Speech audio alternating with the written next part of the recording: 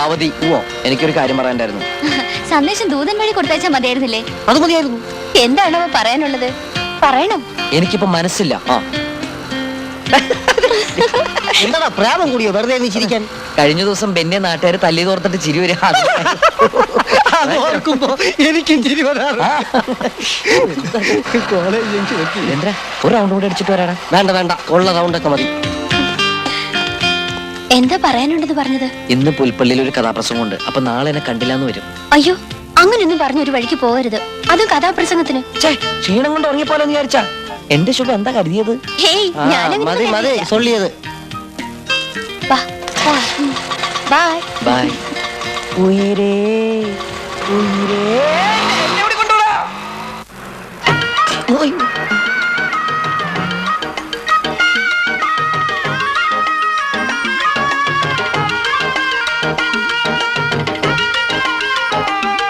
എന്തായി? രക്ഷയില്ലണ്ണാ. യോ എന്ന് പറഞ്ഞാലെങ്ങനെ? പ്രോഗ്രാം ഉണ്ടല്ലേ? ദേവസിക്കുട്ടിയോട് പ്രോഗ്രാമിന് ഓട്ടം വരാമെന്ന് ചോദിച്ചാൽ അടി ഉറപ്പാ. അന്ന് പായിപ്പാട്ട് നാട്ടുകാർ കാറിന്റെ ഗ്ലാസ് എറിഞ്ഞ് പൊട്ടിച്ചതിന്റെ 500 രൂപ കൊടുക്കാതിരുന്നപ്പോഴേ അയാൾ പറഞ്ഞതാ ഇനി മേലെ ഓട്ടം വിളിക്കരുതെന്ന്. കോളേജ് പഠിക്കലോ ടെമ്പോ വാനുണ്ട്, നമുക്കത് നോക്കിയാലോ? അയ്യോ, അത് പശുവിനെ കയറ്റുന്നതാ.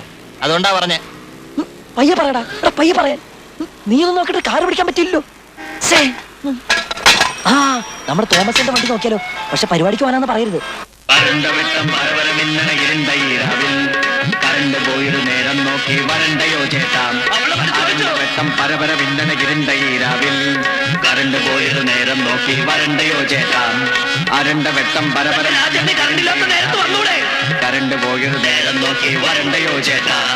പ്രിയ സുഹൃത്തുക്കളെ, പൂമ്പിലാവുള്ള കോരിട്ടുള്ള രാത്രിയിൽ ആ ഗ്രാമം മൊത്തം ഉറങ്ങുകയാണ്.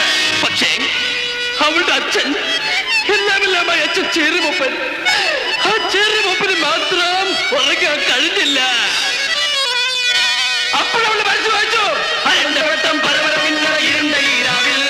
കറണ്ട് പോയത് നേരം നോക്കി വരണ്ടയോ ചേട്ടാ. അവളുടെ മനസ്സ് സംഘർഷപൂരിതമാണ്. തന്നെ ഇത്രയും കാലം വളർത്തിയ അച്ഛനോട് നിൽക്കണോ അത് കാമോന്റെ പോണോ? അവളുടെ മനസ്സ് വായിച്ചു. പോകണോ വേണ്ടയോ, പോകണോ വേണ്ടയോ, പോകണോ വേണ്ടയോ, പോകണോ വേണ്ടയോ, പോകണോ വേണ്ടയോ. അവളോട് ചോദിക്കുകയാണ്, തന്റെ കാമോന്റെ പോണോ അതോ തന്റെ അച്ഛന്റെ കൂടെ പോണോ അതോ റോട്ടിൽ കൂടി പോണോ വല്ലവരും കൂടെ പോണോ? അപ്പോഴവളുടെ മനസ്സ് പറഞ്ഞു കാമോന്റെ കൂടെ പോവാം, വേണ്ട അച്ഛന്റെ കൂടെ പോവാം. അവളുടെ മനസ്സ് പറഞ്ഞു പോകണോ വേണ്ടയോ, പോകണോ വേണ്ടയോ, പോകണോ വേണ്ടയോ, പോകണോ വേണ്ടയോ. എന്റെ രാജേട്ടൻ ഇതുവരെ കണ്ടില്ല. രാജേട്ടൻ എന്തെങ്കിലും സംഭവിച്ചിരിക്കുമോ? പറഞ്ഞു തീർന്നില്ല. അതാ രാജേട്ടൻ. തുറന്നിട്ട് ഗേറ്റിൽ ചാടിക്കരുത്, രാജേട്ടൻ ഓടി വരുന്നു. വെള്ളാരം കുന്നും താണ്ടി പുന്നാരം ചൊല്ലി ചൊല്ലി വന്നല്ലോ ഇന്നെന്റെ കാമുകൻ. വെള്ളാരം കുന്നും താണ്ടി പുന്നാരം ചൊല്ലി ചൊല്ലി വന്നല്ലോ ഇന്നെന്റെ കാമുകൻ. തന്റെ എല്ലാമെല്ലാമായ മകളെ തട്ടിക്കൊണ്ടു പോകാൻ വന്നിരിക്കുന്ന രാജനെ കൊല്ലാനുള്ള കല്യാണാപിതാവിന് വന്നത്. പിന്നെ ഒരു നിമിഷം ചെയ്തുമൊപ്പം ചിന്തിച്ചിരുന്നില്ല. കൈക്ക് തീരുമാനം താഴെ പൊട്ടി. ഒരു നിമിഷം നടുങ്ങിയെന്ന രാജൻ തന്റെ പ്രിയപ്പെട്ട VIP സൂട്ട്കേസ് വലിച്ചെറിഞ്ഞ് എങ്ങോട്ട് ഓടി. തന്റെ എല്ലാമെല്ലാമായി മകൾ കുത്തിക്കൊട്ടി പെടുകയാണ്. മകളെ നോക്കി അച്ഛൻ കുട്ടിയെ കുത്തു മാറിക്കൊണ്ടതാണ് എന്റെ മുത്തേ. അച്ഛൻ തെറ്റുപറ്റി പോലെ സത്യം അറിഞ്ഞതിപ്പോഴാണ് എന്റെ സത്തേ. പറഞ്ഞിട്ട് ചെയ്തല്ല പോലെ അച്ഛന്റെ പൈങ്കിളി വേർതിരിഞ്ഞോ. കൈ കിട്ടത് ഇരുപുമാരായി അച്ഛന്റെ പൈങ്കിളി വേർതിരിഞ്ഞോ. അതെനിക്കൊരു ഭാര്യയായല്ലോ പോലെ.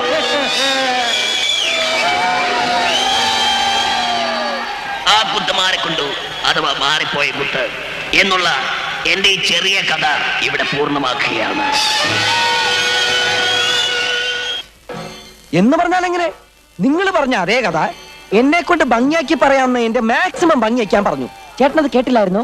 ഭംഗിയായിന്ന് തനിക്ക് മാത്രം തോന്നിയാ പോരാ.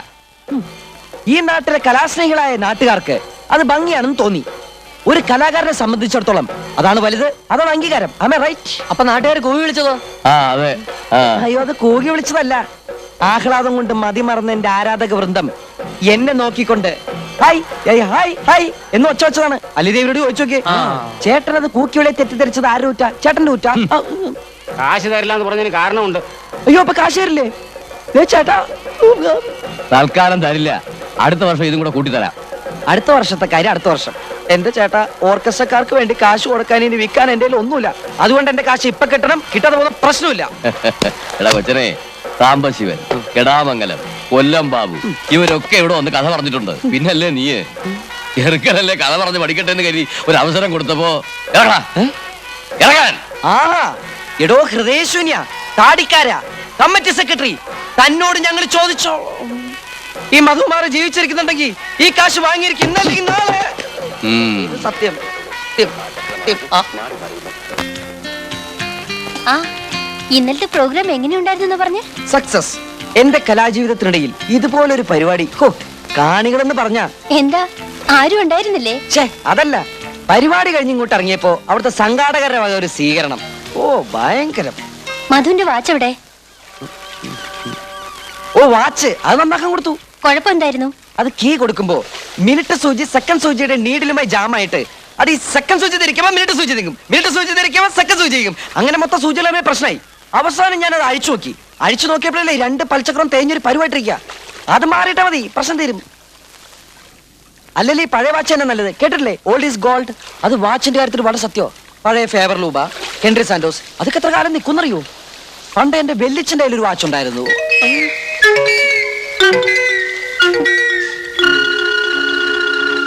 പൽചക്രം മാറി. ഇപ്പൊ മിനിറ്റ് സൂചി തിരിച്ചാ സെക്കൻഡ് സൂചി തിരിയൊന്ന് നോക്കിയേ. ഇത് എവിടെ നിന്ന് കിട്ടി? എന്തിനും അത് എന്റെ അടുത്ത് വേഷം കെട്ടില്. ടെമ്പിൾ ജംഗ്ഷനിലെ വാച്ച് കടയിൽ ഇന്നലെ ഇതുമായിട്ട് നിന്ന് ബാർഗൈൻ ചെയ്ത കാര്യം ഞാൻ അപ്പോഴേ അറിഞ്ഞു. വാച്ച് വിറ്റ കാശുകൊണ്ട് വാടക കൊടുത്തോ അത് ട്രൂപ്പുകാരെ പിരിച്ചു കിട്ടോ?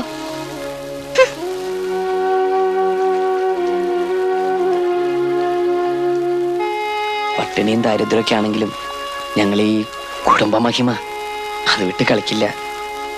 തലമുറകളായി കിട്ടിയൊരു സിദ്ധിയാ. വയറ് വിശന്ന് പൊരിയുമ്പോഴും മുണ്ട് മുറുക്കി കൊടുത്ത് ഉച്ചത്തിലൊരു ഏമ്പക്കം ഇടും.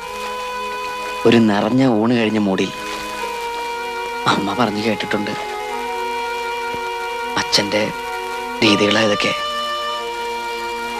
ശുഭേ, ദാരിദ്ര്യം അതൊരു ശാപോ. അതുള്ളവന്റെ കൂട്ടത്തിൽ കൂടിയാ കൂടുന്ന ആളുടെയും ഗതി അത് തന്നെയാ. മതി, ഇനി പറയാൻ പോണ എന്താണെന്ന് എനിക്കറിയാം. ശുഭ എത്ര രൂപയ്ക്ക് ഇത് വാങ്ങിയത്? ഞാനല്ല, ഭാഷയെ വിട്ടു. 450 രൂപ എന്നാ പറഞ്ഞേ.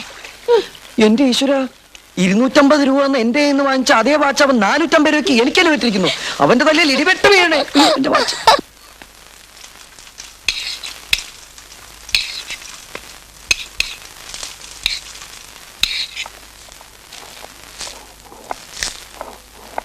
നീ എന്തോടെ ഒരുമാതിരി യന്ത്ര മനുഷ്യനെ പോലെ പെട്ടെന്നാടണേ? ഓ, കമ്മിറ്റിക്കാര് കാശ് തരാത്തതിൽ നാണക്കേട് വാച്ചിന്റെ കാര്യം ശുഭ അറിഞ്ഞു പോയതാ. ഞാൻ അവളുടെ മുമ്പിൽ അഡ്ജസ്റ്റ് ചെയ്യാൻ പറ്റ പാടേ. എടാ, കഥാപ്രസംഗം പഠിച്ചതുകൊണ്ട് മാത്രമായില്ല, അത് നടത്തിയിട്ട് കാശ് വാങ്ങിക്കാനും പഠിക്കണം. ആ കമ്മിറ്റിക്കാരനിട്ട് 2 പൊട്ടിച്ചിട്ടെങ്കിലും കാശ് വാങ്ങിക്കാറുന്നില്ലേ? നിനക്കത് പറയാം. ഒന്ന് തുമ്മിയാ തെറിച്ചോണ രണ്ടുപേരും ഞാനും മാത്രമായിരുന്നു എന്റെ കൂടെ. അവിടെയാണെങ്കിലോ അമ്പല കമ്മിറ്റി മുഴുവനുണ്ട് എന്നെ നേരിടാൻ. നിനക്കത് വേണം. ഇത്തരം സംഘർഷങ്ങളോട് എന്നെ കൂടെ കൊണ്ടു പറയുന്നില്ല അതിനോട് ഞാൻ. എന്തിന്? പിന്നെ നിൽക്കാൻ വെള്ളത്തിൽ ആള് വേണ്ടേ ഇവന്? പിന്നെ പക്ഷെ പിന്നിലെ നിക്കാവൂ. മധു, നമ്മളവന്മാരെ വെറുതെ വിടാൻ പാടില്ല. നമുക്ക് 3 പേർക്കും ചേർന്ന് നേരിട്ടാലോ? എന്റെ പൊന്നെ, ആ കമ്മിറ്റിക്കാരന്റെ തടി കണ്ടപ്പോഴേ എന്റെ മുട്ടുറച്ചതാ. പിന്നെ ഒരു ഷോയിൽ പിടിച്ചെന്നേ ഉള്ളൂ. തടിയൊന്നും നമുക്കൊരു പ്രശ്നമല്ല. ആത്മബലമാണ് ഏറ്റവും വലിയ ബലമെന്ന് ഗോവിന്ദദാസൻ നമ്മളെ പഠിപ്പിച്ചിട്ടില്ലേ? ഇല്ലെങ്കിൽ ഞാനൊക്കെ ഈ ഭൂമിയിൽ ജീവിച്ചിരിക്കുന്നതിന് വല്ല അർത്ഥമുണ്ടോ? അവന്റെ മോന്തക്കിട്ട് 2 പൊട്ടിക്കാന്ന് വിചാരിച്ചാ. പിന്നെന്താ നീ ചെയ്യായിരുന്നത്? നേരിട്ടിടപെടാൻ പറ്റൊന്നുമില്ല. അയാള് പർവ്വതം പോലെ. ഒരു ഐഡിയ ഉണ്ട്. ഓണക്കാലമല്ലേ, നമുക്കൊരു കളി കളിക്കാം. അതെന്താ, വീട്ടിൽ പൂവറിക്കാനാണോ? നിലവിളിക്കാതാ. പിന്നെ നീ കാര്യം പറ.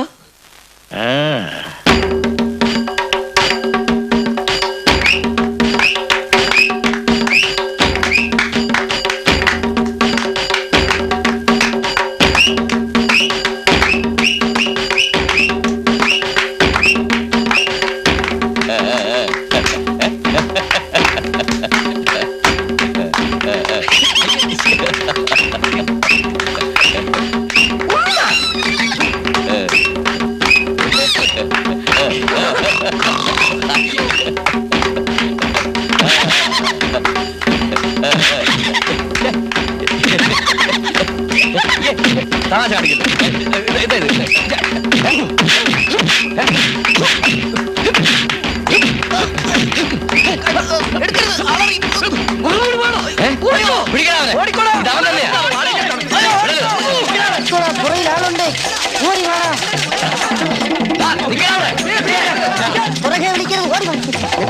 പറ്റിയൊരു ഗുഹ കണ്ടുപിടിച്ച് ഓടുക.